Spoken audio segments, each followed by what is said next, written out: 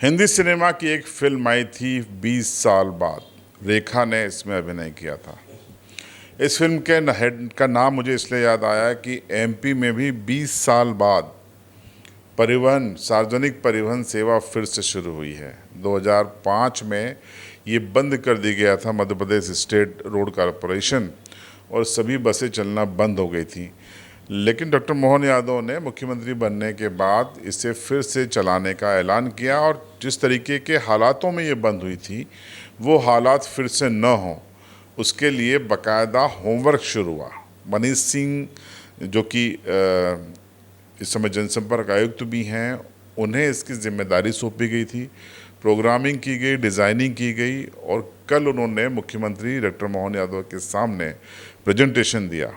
तस्वीरें देख लीजिए, प्रेजेंटेशन की हैं, और इस प्रेजेंटेशन में उन्होंने बताया कि जिस तरीके की तैयारी है उसमें चरणबद्ध तरीके से ये सुगम परिवहन सेवा शुरू की जाएगी, जिसे नाम दिया गया है सुगम, यानी कि आसान यात्रा के लिए परिवहन सेवा। अनुमान लगाया गया है कि आगामी 1 अगस्त 2026 से, यानी करीब करीब मान लीजिए 2 महीने बाद इसकी शुरुआत हो जाएगी। जो प्रेजेंटेशन दिया गया है उसके अनुसार इसको चरणबद्ध तरीके से किया जाएगा। स्क्रीन पे हम आपको समझाते हैं। जो पहला चरण होगा उसमें 1 अगस्त से 620 रूट पर कुल 2432 सुगम बसें चलाई जाएंगी। ये पहला फेज़ होगा जो 1 अगस्त से शुरू होने की लगभग संभावना है। उसके बाद जो सेकंड फेज़ है वो शुरू होगा। इसमें जो सुधार और करने हैं वो भी समीक्षा की जाएगी, क्या बेहतर परिणाम आ रहे हैं उसको भी समीक्षा की जाएगी। फिर उसके बाद दूसरा चरण शुरू होगा। तीसरा चरण वो हमारे इलाके के लिए वेस्टर्न एमपी, पश्चिमी मध्य प्रदेश के धार, बड़वानी, रतलाम, खरगोन, झाबुआ, अलीराजपुर के आदिवासी अंचल के लिए काफ़ी महत्वपूर्ण है। क्यों महत्वपूर्ण है? तीसरे चरण में ऐलान किया गया है कि 436 मार्गों पे 1196 बसें चलाई जाएंगी। किस लिए? जो गुजरात और महाराष्ट्र को जोड़ेंगी, यानी कि अंतर्राज्यीय सुगम बस आपको मिलेगी।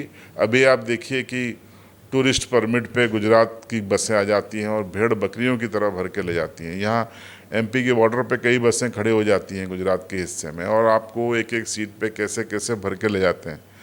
आपको टूरिस्ट बना के ले जाया जा रहा है। फायदा निश्चित रूप से होगा जब लोग परिवहन के साधन बढ़ते हैं, विशेषकर शासकीय क्षेत्र के बढ़ते हैं, तो एक किराया निर्धारित होता है। उससे लोगों को एक सरकार के प्रति जो एक भावना पैदा होती है कि शासकीय साधन है और हमारे साथ किसी भी प्रकार से दुर्व्यवहार या अन्य चीज़ें नहीं होगा, एक सुरक्षित यात्रा होगी। उसमें शासकीय अमला रहता है।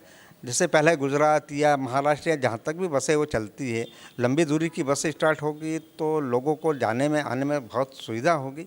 आज जो संसाधन की ज़रूरत है और जिस प्रकार से प्राइवेट गाड़ियाँ बढ़ रही है, उससे शासन उस तरफ देख रहा है। जो भीड़ भाड़ बनी रहती है रोडों के ऊपर, वो भी कम होगा, क्योंकि अधिकांश लोग जब बस में बैठ के यात्रा करते हैं तो शासन के ऊपर ये जो सड़कों के ऊपर जो भार रहता है या दुर्घटना रहती है, ये भी कम होती है। तो शासन की बहुत ही अच्छी योजना है कि ये शासकीय स्तर पर लोक परिवहन वापस स्टार्ट हो, जो पूर्व में बंद हो गई थी। और पहले लोग काफ़ी लाभान्वित थे, बड़े संतुष्ट थे। और वर्तमान में भी जब गुजरात की चल रही है, महाराष्ट्र की बसें चल रही, राजस्थान की बसें चल रही है, तो मध्य प्रदेश में निश्चित रूप से चलना चाहिए। बस सरकार ये जो बसें सरकारी चालू करना चाह रही है उसके लिए बहुत अच्छी बात है कि जैसे प्राइवेट बसों में सीट से ज़्यादा अधिकतर लोगों को बिठा के लेके जाते हैं तो उसमें परेशानी भी आते हैं, और सरकारी बस में सीटें के बराबर बिठाएंगे और पब्लिक आराम से बैठ के जाएगी। हाँ, सुना है ये एमपी में चालू होने के बाद फिर यहाँ से जैसे गुजरात बाहर जो भी जाएगी वहाँ पे भी जो लोग अपने भाई लोग जो काम करने बाहर जाते थे उनको परेशानी आती थी। जो सीटें कम थी उससे ज़्यादा भी डबल भर के लेके जाते थे। तो सरकारी बस में जितनी सीटें रहेगी इतनी ही भर के लेके जाएंगे और आराम से बैठ के जाएंगे। तो ये सरकार की योजना बहुत अच्छी है। हाँ, हमने सुना और पढ़ा है कि 1 अगस्त से चालू होने वाली है, जो कि अच्छी बात है। सवारियों का अच्छा वो हो जाएगा कि बैठ के आराम से जाएगी और आराम से आएगी, और जो भीड़ भाड़ है भीड़ भाड़ नहीं रहेगी। और अच्छी बात है, सरकार ने अच्छी पहल करी, कम से कम के बसें चालू करवा के बहुत अच्छी पहल करी।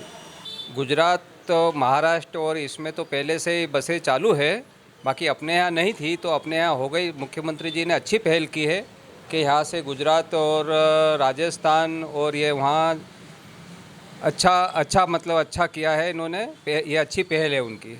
बस मुख्यमंत्री जी का बहुत आभार हम मानते हैं कि उन्होंने ये बस सेवाएं चालू करी। लेकिन ये जो सुगम नाम है, इसको आप समझिए, आपको ये बसें सीधे मिलेंगी और आप इसमें से आसान और सुविधाजनक यात्राएं कर पाएंगे। ये थर्ड फेज में आएगा, थोड़ा सा इंतज़ार करना होगा, लेकिन आपके लिए सोचा गया है कि आपको राज्य के बाहर भी, अन्य राज्यों के लिए भी बसें मिलें जो कि बॉर्डर स्टेट्स हैं। आपको राजस्थान के लिए मिलेंगी, आपको गुजरात के लिए मिलेंगी, आपको महाराष्ट्र के लिए मिलेंगी, आपको यूपी के लिए मिलेंगी, आपको छत्तीसगढ़ के लिए मिलेंगी। तो ये व्यवस्था सुगम, उसमें तीसरे चरण में अंतर्राज्यीय बसों की जाएगी। धीरे धीरे इसको शुरुआत की जा रही है।